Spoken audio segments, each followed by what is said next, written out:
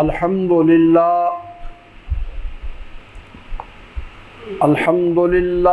نحمدہ ونستعینہ ونستغفرہ ونعوذ باللہ من شرور انفسنا وسیئات اعمالنا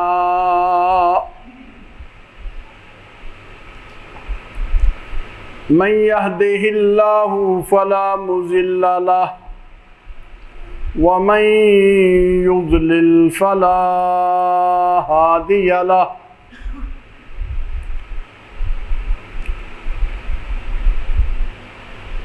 وأشهد أن لا إله إلا الله وحده لا شريك له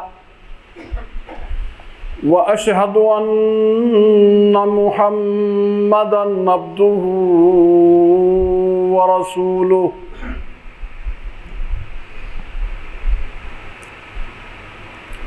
أما بعد فإن خير الحديث كتاب الله وخير الهدي هدي محمد صلى الله عليه وسلم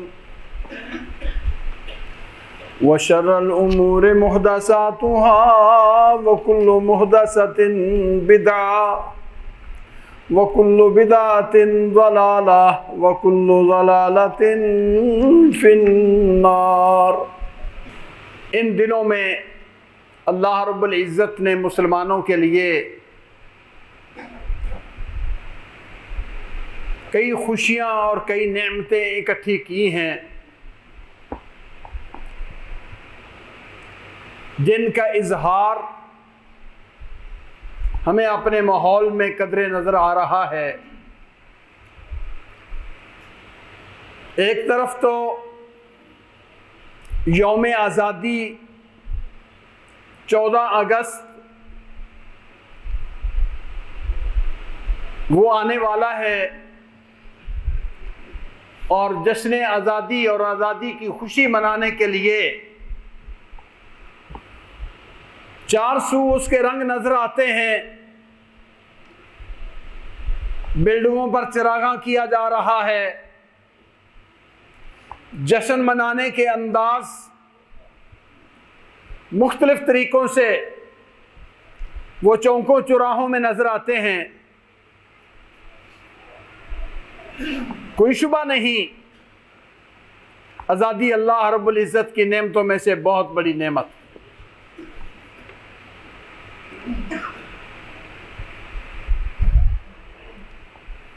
اس نعمت پر خوشی کا اظہار ایک فطری چیز ہے، لیکن جہاں ہمیں صرف دنیا میں یہ نعمت ملی اور اس کے لیے ہمارے دلوں میں ایک احساس اور فرحت موجود ہے، ساتھ ہی یہ دیکھنا چاہیے کہ اس آزادی کا صحیح مفہوم کیا ہے۔ پھر جو نعمت اللہ رب العزت نے عطا فرمائی ہے کیا ہم سے چھینی تو نہیں جا رہی؟ وہ نعمت ہمارے پاس موجود ہے بدستور۔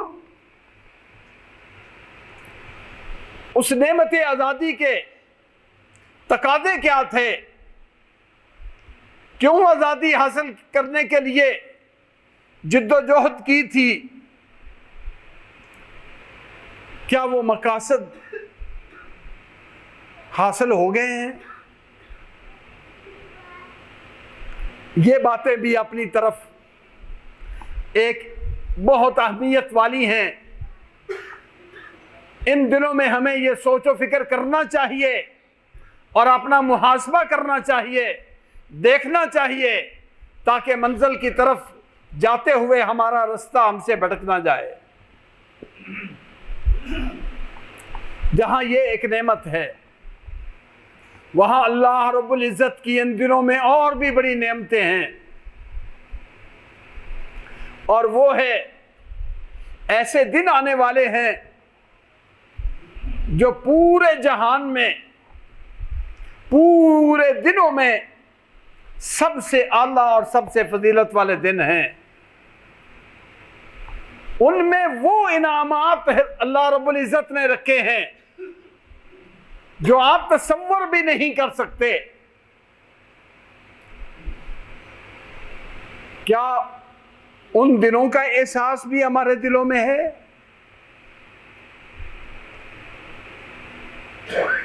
اگر نہیں تو ادھر توجہ دیں، تاکہ ہمارے اس ماحول کے اندر جہاں اپنے وقت کے تقاضے کے مطابق ہم دنیا داری کرتے ہیں، اسی طرح اللہ رب العزت کی دیگر نعمتوں کی ہم سے قدر ہو پائے.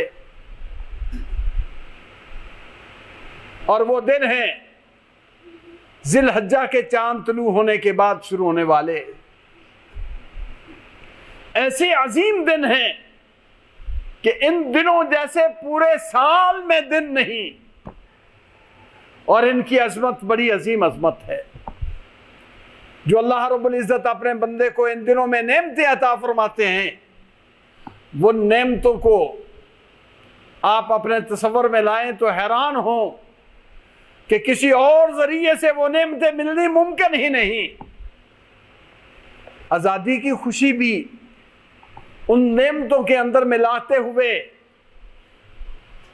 خاص طور پر اللہ رب العزت کے طرف ہمارا جھکاؤ اور پلٹنا ہو. اللہ سے دعا کریں اللہ رب العزت ہماری یہ آزادی بھی قائم رکھے اور اس کے مقاصد بھی ہمیں نصیب فرمائے، اور دین میں جو اللہ رب العزت نے وہ نعمت دی ہے اس کی قدر کرنے کی بھی اللہ ہمیں توفیق عطا فرمائے. آزادی کا یہ معنی نہیں ہے کہ کوئی الگ وطن بنا لیا جائے، الگ جگہ حاصل کر لی جائے اور اس میں شتر بے مہاری اور اپنی من مانی کی جائے. ہرگز نہیں. ہم ایک قومی نظریے کے پیش نظر ایک بات سامنے رکھتے ہوئے کہ ہندو یا ہندوستان میں رہتے ہوئے مسلمان لا الہ الا اللہ کا صحیح پرچار نہیں کر سکتا، اور جو لا الہ الا اللہ کے تقاضے ہیں وہ پورے نہیں کر پاتا، اللہ کی عبادات کے جو انداز ہیں وہ آزادی سے نہیں کر سکتا. لہذا ہمیں ایک ایسی ریاست چاہیے، ایک ایسا خطہ چاہیے جس میں ہم اپنے دین کے مطابق، اپنے عقیدے کے مطابق، اپنے مذہب کے مطابق ہم اپنے قانون پر عمل کر سکیں اور اپنے مذہب پر عمل پیرا ہو سکیں.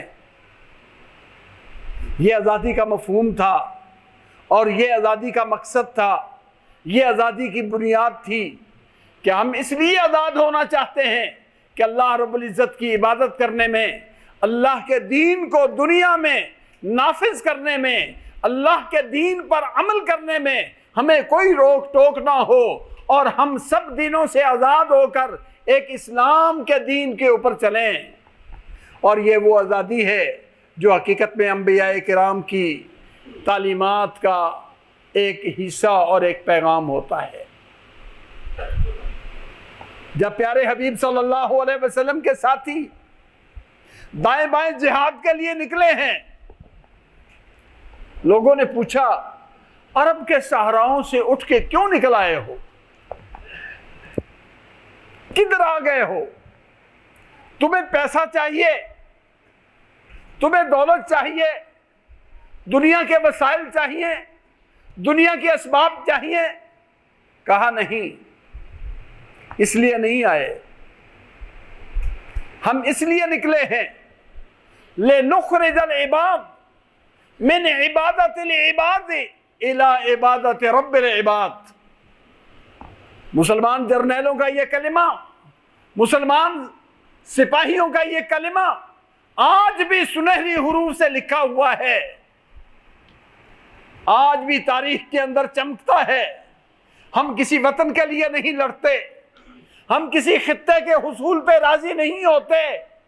ہم تو یہ چاہتے ہیں کہ دنیا میں کائنات کے اندر اگر وحدانیت اللہ کی ہے تو قانون بھی اللہ ہی کا چلے۔ فرمایا ہم تو اس لیے آئے ہیں کہ لوگوں کی غلامی سے نکال کر ایک رب العباد کے غلام بنا دیں۔ ہمارے جہاد کا مقصد، ہماری تعلیم کا مقصد، ہماری واعظ کا مقصد، ہماری دعوت کا مقصد صرف ایک ہے کہ لوگوں کو لوگوں کی آزادی سے آزاد کروا دے۔ لوگوں، آج آزادی کا علم بلند کرنے والے، آزادی کا نام لینے والے تو سمجھتے ہیں کہ ہم اس کے سپاہ سالار ہیں۔ حقیقت میں آزادی کا سبق دیا ہے تو انبیاء کرام نے دیا ہے، اور اس سبق کو لے کے پھیلایا ہے تو ان انبیاء کرام کے متبعین نے پھیلایا ہے کہ یہ اللہ کے بندے ہیں۔ جب اللہ کے مخلوق اللہ کے بندے ہیں تو اللہ کے علاوہ کوئی اور ان کو اپنا غلام نہیں بنا سکتا۔ لیکن یہ معنی آزادی کا کہ ہم کسی کو بھی نہیں مانتے، جو ہمارے من میں آئے ہم یہ کریں، شتر بے مہار ہوں، بھائی یہ آزادی نہیں۔ حقیقت یہ ہے کہ یہ تمہیں کوئی اور طاقت ہے جو اپنا غلام بنا رہی ہے، اور وہ ہے شیطان۔ آزادی کا مفہوم تو یہ ہے کہ اللہ رب العزت نے جو ہمیں قانون دیا ہے، جو شریعت دی ہے، جو ہماری ڈیوٹی لگائی ہے، ہمارے ذمہ کام لگایا ہے، اس کام کے کرنے میں، اس دین کو پھیلانے میں کوئی رکاوٹ نہ ہو۔ ہم یکسوئی سے اس اللہ کے قانون پر عمل کریں، اور اللہ کے قانون میں، اللہ کے نظام میں، اللہ کی دی ہوئی شریعت میں کتنا ہنسی ہے۔ فرمایا لا فضل لعربی علی عجمی ولا لعجمی علی عربی ولا لأحمر علی اسود ولا لأسود علی احمر۔ اس دین کا کمال یہ ہے، اور اس دین کی بنیاد یہ ہے کہ یہاں کسی کو کسی پر کوئی فضیلت نہیں۔ عربی کو عجمی پر، عجمی کو عربی پر، سرخ کو گورے رنگ والے کو کالے رنگ والے پر، کالے رنگ والے کو گورے رنگ والے پر کوئی فضیلت نہیں۔ کلکم بنی آدم و آدم من تراب، سارے کے سارے تم آدم کی اولاد ہو، اور آدم علیہ السلام مٹی سے پیدا ہوئے ہیں۔ اسلام کی بنیاد یہ ہے۔ اس سے بڑا آزادی کا تصور اور کیا ہو سکتا ہے کہ کوئی طبقاتی تقسیم نہیں، کوئی نسبی، کوئی اور کسی طرح کی تعصب والی بات نہیں۔ ہم سب مسلمان ایک اور یکساں ہیں، اور سب کے حقوق یکساں ہیں، اور سب کے ذمہ داریاں یکساں ہیں۔ یہ اسلام کی پیغام دعوت تھا جو حقیقت میں انبیاء کرام لے کر آئے، اور حضرت موسیٰ علیہ السلام نے واضح طور پر یہ پیغام دیا، ارسل معنا بنی اسرائیل ولا تعذبہم، ہمارے ساتھ بنی اسرائیل کو چھوڑ دے، آزاد کر دیجئے، اور ان کو عذاب میں جکڑا ہوا ہے، اس عذاب سے آزاد کر دیجئے۔ وہ عذاب کیا تھا؟ اپنی منمانی کی حکومت، جو ہم کہیں وہ مانو۔ کہا نہیں، اللہ کے بندے ہیں، اللہ کی عبادت کے لیے اللہ نے ان کو پیدا کیا ہے، آزاد ہے، ان کو آزاد کر دیجئے۔ جناب موسیٰ علیہ السلام نے ان کو آزادی دلوائی، اور انہیں اللہ رب العزت کی بندگی کی طرف لے کے گئے کہ آؤ، آزادی کا یہ معنی نہیں کہ تم شتر بے مہار بن جاؤ یا تمہارے لیے یہ صرف دنیا ہی ہے، بلکہ کہا یا قومی هذه الحیات الدنیا متاع وان الآخرة هي دار القرار من عمل سیئة فلا یجزى الا مثلها ومن عمل صالحا من ذکر او انثى وهو مؤمن فاولئک يدخلون الجنة یرزقون فیہا بغیر حساب۔ اے میری قوم، آزاد ہو گئے ہو، فرعون کی اس ظلم کی چکی سے آزاد ہو گئے ہو، لیکن یہ نہ سمجھو کہ ہم دنیا میں جو چاہیں کریں. نہیں، تمہیں آزادی ملی ہے اس لیے ملی ہے تاکہ تم اپنے رب کی عبادت کرنے میں آزاد ہو جاؤ، رب کی بندگی کرنے میں آزاد ہو جاؤ. اور رب تعالیٰ نے تمہیں جو دنیا میں آخرت کا ایک موقع دیا ہے کہ دنیا میں رہتے ہوئے آخرت کا گھر وہ تیار کرو، اس کے لیے آؤ، لپک آؤ، ادھر آؤ. اور اگر اس آزاد ہونے کے بعد اگر کوئی اللہ رب العزت کی فرما برداری کرے گا اس کو اس کا اجر ملے گا، اور اگر کوئی معصیت اور نافرمانی کی زندگی میں رہے گا اس کا وبال اس کی گردن پر ہوگا. آزادیوں کا مقصد یہ ہوتا ہے. ہمارا بھی مقصد یہی تھا. ہمارے تو اکابر نے واضح طور پر یہ اعلان کیا تھا کہ ہم لا الہ الا اللہ کی حکومت چاہتے ہیں، اور اس کے لیے آزاد ہوئے تھے. یہ آزادی اگر اس نام پر ہو اور اس مقصد کے لیے ہو، واقعی خوشی اور مسرت کا یہ موقع ہے جہاں یہ نعمت ہمیں ملی. ان دنوں میں یہ آزادی کا پیغام ہمیں سامنے رکھنا چاہیے کہ ہم وہ اللہ کے قریب ہو رہے ہیں یا اللہ کے دور. اگر اپنی منزل سے ہٹ رہے ہیں تو ہمیں پلٹ کے اپنے رستے پر آنا چاہیے، توبہ کرنی چاہیے. اور پھر اس موقع پر تو اللہ رب العزت نے ہمیں موقع ہی بڑا عجیب دیا ہے کہ ادھر آزادی کے دن ہیں اور ادھر اللہ رب العزت نے ایسے دن عطا فرما دیے جن کے بارے میں حبیب کبریا صلی اللہ علیہ وسلم نے فرمایا ما من ایام العمل الصالح فیہن احب الی اللہ من هذه الايام العشر قیل ولا الجہاد یا رسول اللہ قال ولا الجہاد فی سبیل اللہ الا رجل خرج بنفسه وماله فلم یرجع بشیء. آپ نے فرمایا ایسے دن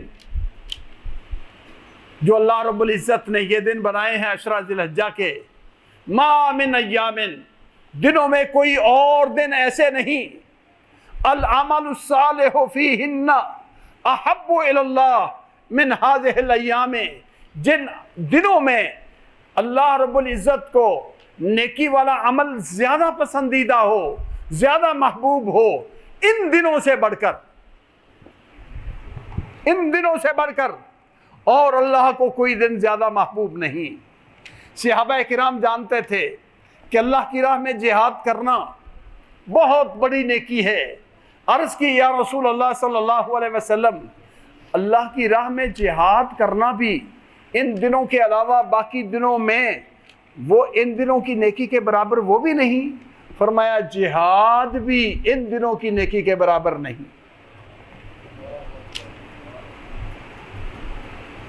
سال کے باقی دنوں میں کیا ہوا جہاد جس کا اجر و ثواب اتنا ہے کہ مجاہد جب نکل پڑتا ہے جسم کے اوپر، پاؤں کے اوپر رستے کی خاک پڑ جائے، اللہ رب العزت جہنم کی آگ اس پر حرام کر دیتے ہیں. جہاد فی سبیل اللہ، رات کو جاگ کے پہرا دینے والا ایک پہرا دیتا ہے، اللہ فرماتے ہیں اس آگ پر جہنم کی آگ حرام ہے. فرمایا یا رسول اللہ صلی اللہ علیہ وسلم، باقی دنوں میں کیا گیا جہاد جو اتنی عظمت والا، اتنی شان والا ہے، کیا ان 10 دنوں کی نیکی کے برابر وہ بھی نہیں؟ آپ نے فرمایا وَلَا الْجِهَادُ فِي سَبِيلِ اللَّهِ، اللہ کی راہ میں کیا ہوا جہاد بھی باقی دنوں میں ان 10 دنوں کی نیکی کے برابر نہیں ہے. کتنے عظیم دن. ہاں، رجل خرج بنفسه وماله فلم يرجع بشيء، اگر کوئی آدمی جہاد میں نکلا اور جہاد میں نکل کر اس نے اپنا مال بھی سارا اللہ کی راہ میں قربان کر دیا اور اپنی جان بھی اللہ کی راہ میں قربان کر دی، یہ ایک شخص ایسا ہے جس کا عمل بہت بڑا ہے، اس کے برابر نہیں ہو سکتا. اس کے علاوہ باقی کوئی عمل ان 10 دنوں کے عمل کے برابر نہیں ہو سکتا.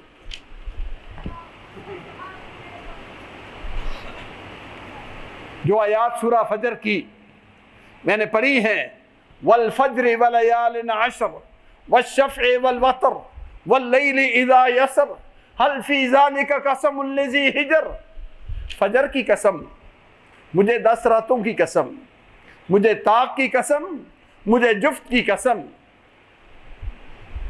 اور رات جب چھا جاتی ہے مجھے اس رات کی قسم. کیا ان قسموں میں کیا تمہارے لیے کوئی بصیرت ہے کہ میں جن کی قسمیں کھاتا ہوں کیوں کھائی ہیں؟ حضرت ابن عباس رضی اللہ تعالیٰ عنہ فرماتے ہیں کہ ان 10 راتوں سے مراد یہ آنے والی ذی الحجہ کی 10 راتیں ہیں. طاق اور جفت سے مراد 9 ذی الحجہ اور 10 ذی الحجہ کا دن ہے جو یوم عرفہ ہے اور یوم نحر ہے. یہ اتنی عظمت والے دن کہ اللہ رب العزت نے ان کی قسم کھائی ہے. فرمایا حل فی ذالک قسم الذی حجر. کیا عقل والے کے لیے ان دنوں کی قسم کا کوئی اعتبار ہے، کوئی عبرت اور ان میں توجہ ہے کوئی؟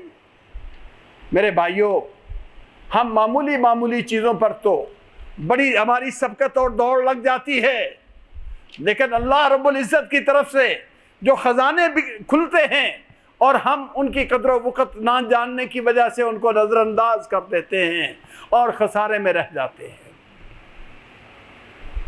اگر کسی تاجر کو پتہ چل جائے کہ فلاں جگہ پر سامان مال سستا مل رہا ہے، ہم فوری دوڑ کے ادھر جاتے ہیں. اب یہ قربانی کا موسم آ رہا ہے نا، شہروں کی مختلف اطراف میں قربانی کی منڈیاں لگتی ہیں. اور یار وہ جو شتیانے روڈ والی منڈی ہے نا، اس میں تو مال بڑا سستا ہے. ہم فوراً بھاگتے ہیں، ادھر جاتے ہیں چند ٹکوں کے نفع کے لیے. اور یہ وہ دن ہیں جن دنوں میں اللہ کی رحمت کے خزانے کھلتے ہیں، جن دنوں سے افضل کوئی اور دن نہیں. بلکہ امام ابن تیمیہ رحمہ اللہ، ان سے کسی نے پوچھا ان 10 دنوں کی فضیلت سنی تو پوچھا رمضان المبارک کے آخری 10 دن کتنے قیمتی ہوتے ہیں، جن میں نبی صلی اللہ علیہ وسلم اعتکاف بیٹھتے تھے اور ان میں عبادات کی جاتی تھی، روزے رکھے جاتے ہیں، عبادات ہوتی ہیں. امام ابن تیمیہ رحمہ اللہ فرماتے ہیں دنوں کے اعتبار سے یہ دن رمضان کے آخری عشرے سے بھی زیادہ عمدہ ہے. رمضان کے آخری عشرے کے دن بھی ان دنوں کے برابر نہیں. ہم رمضان میں تو اعتکاف بھی بیٹھنے کے لیے تیار، اور ان دنوں میں ہماری سستی نہیں اترتی. نہیں میرے بھائیوں، یہ بہت ہی غنیمت والے دن ہیں. کوشش کرو ان دنوں میں عبادت کی ہر قسم وہ آپ کے کھاتے میں شامل ہو جائے. چھوٹے سے چھوٹا عمل بھی ان 10 دنوں میں کر لو. باقی دنوں کے مقابلے میں بڑے بڑے عمل سے بھی یہ چھوٹا عمل زیادہ قیمتی ہے، زیادہ اجر و ثواب والا ہے، زیادہ فضل والا ہے، زیادہ کرم والا ہے. اعمال کیا ہے؟ نیکی والے اعمال. ما من ایام العمل الصالح فیہن العمل الصالح فیہن. کوئی نیک عمل، نیک اعمال کسی بھی اعتبار سے، زبان کے ذکر سے لے کر جسم کی عبادت سے اور مال و دولت خرچ کرنے پر، صدقہ خیرات کرنے سے، حسن اخلاق اور اپنے محتاطوں سے اچھا سلوک کرنے کے اعتبار سے، ہر اعتبار سے نیکی ہے. کسی نہ کسی نیکی میں آگے بڑھو. وَفِي ذَلِكَ فَلْيَتَنَافَسِ الْمُتَنَافِسُونَ. فرمایا دنیا داری میں کسی کا دیکھو نا بھی گھر اچھا ہے، دولت اچھی ہے، تو کبھی تمنا نہ کرو کہ میں اس سے آگے بڑھوں. کسی کی کار اچھی دیکھو تو یہ تمنا نہ کرو میری کار اس سے بڑی ہو. جو اللہ نے دیا ہے اس پر راضی رہو. لیکن یہاں اللہ فرماتے ہیں اگر تم کسی کو دیکھو نیکی میں آگے بڑھ رہا ہے، مقابلہ کر رہا، آگے چلا ہے، تو اس کا مقابلہ کر کے آگے بڑھنے کی کوشش کرو۔ وَفِي ذَلِكَ فَلْيَتَنَافَسِ الْمُتَنَافِسُونَ۔ نیکی کے ان کاموں میں سستی نہیں، برابری نہیں، جو مل گیا وہ نہیں، بلکہ کوشش کرو کہ ہم زیادہ سے زیادہ آگے بڑھیں۔ مسند امام احمد کی ایک حدیث جس میں آپ صلی اللہ علیہ وسلم نے ایک نیکی کی طرف توجہ دلائی، فرمایا فَأَكْثِرُوا فِيهِنَّ التَّكْبِيرَ وَالتَّحْلِيلَ وَالتَّسْبِيحَ وَالتَّحْمِيدَ۔ بھئی ان دنوں میں اور نیکیاں بھی بہت کرو، لیکن خصوصیت سے اللہ کا ذکر، اللہ کی کبریائی کا کلمہ، اللہ رب العزت کی تسبیح کا کلمہ، اللہ کی حمد کا کلمہ، یہ کثرت سے پڑھو۔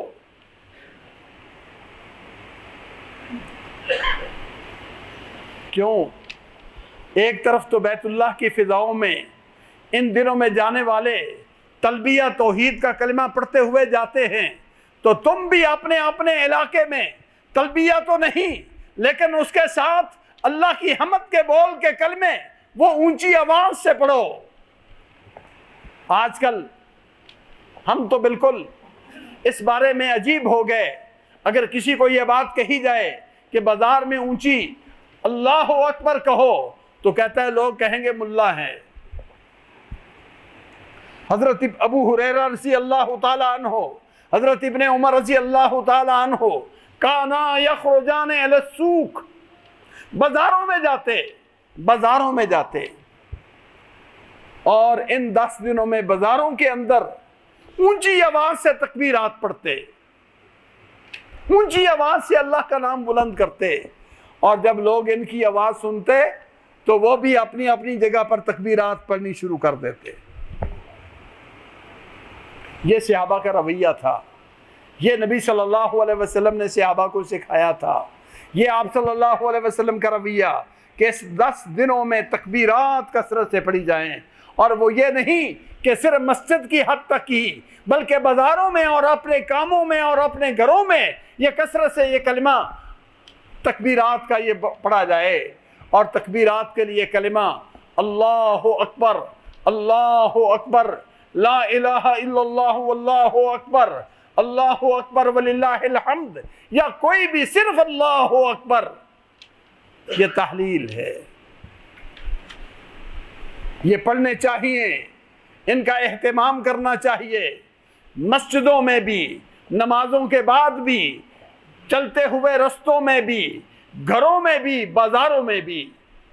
اور اسی طرح آپ صلی اللہ علیہ وسلم سے ان دنوں کے روزے کی شان بھی بڑی ہے۔ آپ صلی اللہ علیہ وسلم کی بعض ازواج مطہرات بتلاتی ہیں کہ نبی صلی اللہ علیہ وسلم یصوم التسع، یہ 9 روزے رکھتے، 10ویں کو یوم نحر ہے، یہ روزے رکھتے، عاشورہ کا روزہ رکھتے، نفلی روزوں کا نبی صلی اللہ علیہ وسلم اہتمام فرماتے۔ اور اس میں تو عرفہ کا دن بھی ایک آ رہا ہے جو بہت ہی عمدہ، جس کے بارے میں انشاءاللہ آئندہ جمعے میں اشارہ کیا جائے گا، اس کا تو بالخصوص، لیکن عام طور پر ان 10 دنوں میں روزے نفلی رکھنے کا اہتمام کرنا چاہیے۔ ایک نفلی روزہ رکھیں اللہ کو راضی کرنے کے لیے، اللہ کو خوش کرنے کے لیے، ایک نفلی روزہ رکھیں۔ اللہ رب العزت جہنم سے انسان کو اتنا دور کر دیتا ہے جیسے مشرق سے لے کے مغرب تک کی دوری۔ اور ان دنوں میں تو عمل بڑا ہی افضل ہوتا ہے، ان دنوں میں تو عمل کو 4 چاند لگ جاتے ہیں۔ نمازوں کی کثرت، نوافل کی کثرت، صدقہ خیرات کی کثرت، ذکر و اذکار کی کثرت، توبہ استغفار کی کثرت، توبہ استغفار کثرت سے کرو۔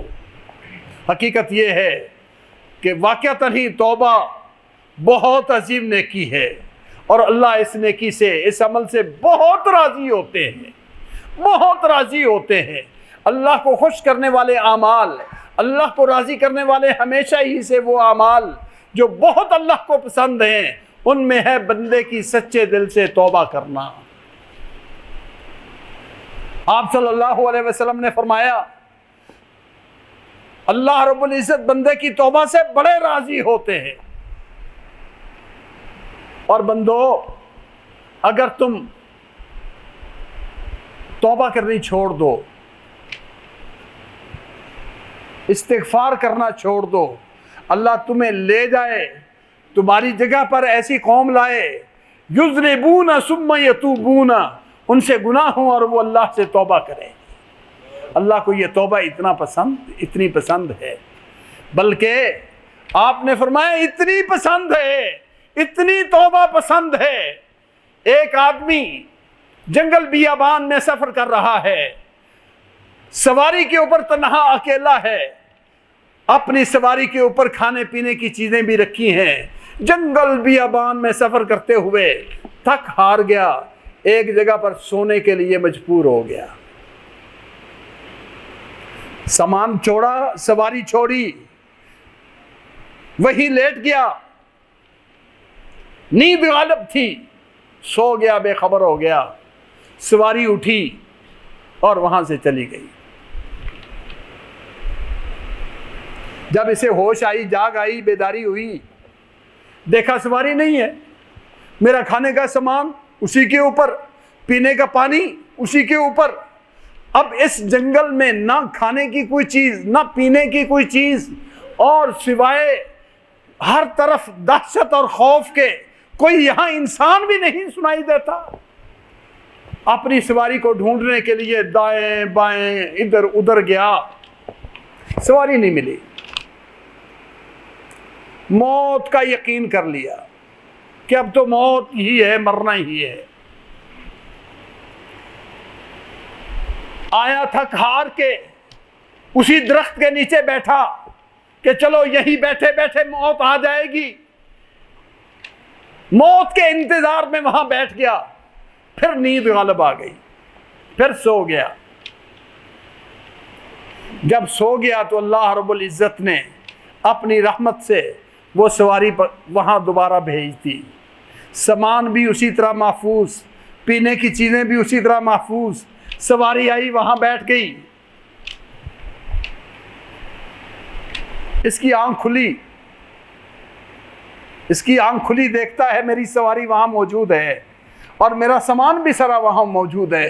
اتنا خوش ہوتا ہے، اتنا خوش ہوتا ہے، اتنا خوش ہوتا ہے، حواس ہی گم ہو گئے، اور خوشی میں کہنے لگا اللہم انت عبدی وانا ربک، اللہ تو میرا بندہ، میں تیرا رب۔ کہنا الٹ چاہیے تھا، دل میں یہ تھا کہ اللہ کے سامنے اعتراف کرے کہ اللہ تیرا شکر ہے کہ تو نے مجھے اس موت سے بچانے کے لیے میری سواری واپس لوٹا دی۔ ہوش ہی نہیں رہ گئی، اور کہنے لگا اللہم انت عبدی وانا ربک، اللہ تو میرا بندہ ہے اور میں تیرا رب ہوں۔ پیارے حبیب صلی اللہ علیہ وسلم نے فرمایا جس طرح اس کو موت جب نظر آ رہی تھی، سواری ملی، زندگی دوبارہ مل گئی، کتنی خوشی ہوتی ہے، اللہ رب العزت بندے کی توبہ سے اس سے بھی زیادہ خوش ہوتا ہے۔ اللہ رب العزت بندے کی توبہ سے اس سے بھی زیادہ خوش ہوتا ہے۔ بندو، کثرت سے اللہ رب العزت کے سامنے توبہ استغفار کر لیجیے۔ ان دنوں کو ضائع نہ کرو، ان راتوں کو ضائع نہ کرو، جن دنوں کی بھی اللہ نے قسم کھائی، جن راتوں کی بھی اللہ نے قسم کھائی، اور جن دنوں کے بارے میں اللہ کے نبی صلی اللہ علیہ وسلم نے یہ اعلان فرمایا فَأَكْثِرُوا فِيهِنَّ، بہت زیادہ کثرت سے اللہ کی عبادت کرو، اللہ کا ذکر و اذکار کرو۔ اسی طرح ان 10 دنوں میں ایک اور خاص چیز کی طرف توجہ، جو شاید بعد میں موقع نہ ملے، اللہ کی توفیق سے لوگوں نے قربانیاں کرنی ہیں، اللہ سب کی قبول فرمائے۔ ہم جانور تو بڑی محبت سے خریدتے ہیں، خریدنے بھی چاہیے۔ اللہ نے دیا ہے مال تو اس کی راہ پہ قربان بھی کرنا چاہیے، بہت عمدہ عمل ہے، لیکن اس کے ساتھ ساتھ جو ایک قربانی کرنے والے کی ذمہ داری ہے اس کو بھی سامنے رکھے، اور وہ یہ ہے کہ اپنے آپ کو اللہ کے حکم کا تابع دار بنا دے۔ آپ صلی اللہ علیہ وسلم کی حدیث سیدہ ام سلمہ رضی اللہ تعالی عنہ بیان کرتی ہیں، پیارے حبیب صلی اللہ علیہ وسلم نے فرمایا اذا دخل العشر، جب یہ 10 دن شروع ہو جائیں، عید کا چاند نظر آ جائے، اور جو آدمی قربانی کرنا چاہتا ہے فلا یأخذن من شعره ولا من اظفاره ولا من جسده شیئا، حدیث میں آتا ہے وہ اپنے جسم کا پھر کوئی چیز نہ کاٹے، بال نہ کاٹے، ناخن نہ کاٹے، حجامت نہ بنوائے، بلکہ 10 دنوں سے پہلے اپنی حجامت بنوا لے وہ آدمی جس نے قربانی کرنی ہے۔ جب چاند طلوع ہو گیا تو چاند طلوع ہونے کے بعد اس کو پھر اپنے بال کاٹنے، اپنے ناخن کاٹنے وہ حلال نہیں ہے، حتیٰ یضحی، حتیٰ کہ پہلے قربانی ذبح کرے اور پھر اس کے ساتھ اپنی حجامت اور اپنے ناخن تراشے، تاکہ یہ کہے کہ اللہ میں نے جانور کی بھی قربانی کی ہے تو میں نے اپنی پسندیدہ چیز جو میرے بال تھے میں نے اس کی بھی قربانی کی ہے۔ جس طرح محرم حالت احرام میں حجامت نہیں بنواتا جب تک کہ وہ قربانی نہیں کر لیتا، بے نہیں اسی طرح میرے بھائیوں ہمارے لیے بھی حکم ہے، اگر سے تم حاجی نہیں ہو، اپنے گھروں میں ہو، قربانی کرنا چاہتے ہو تو چاند طلوع ہونے کے بعد حجامت نہ کرواؤ،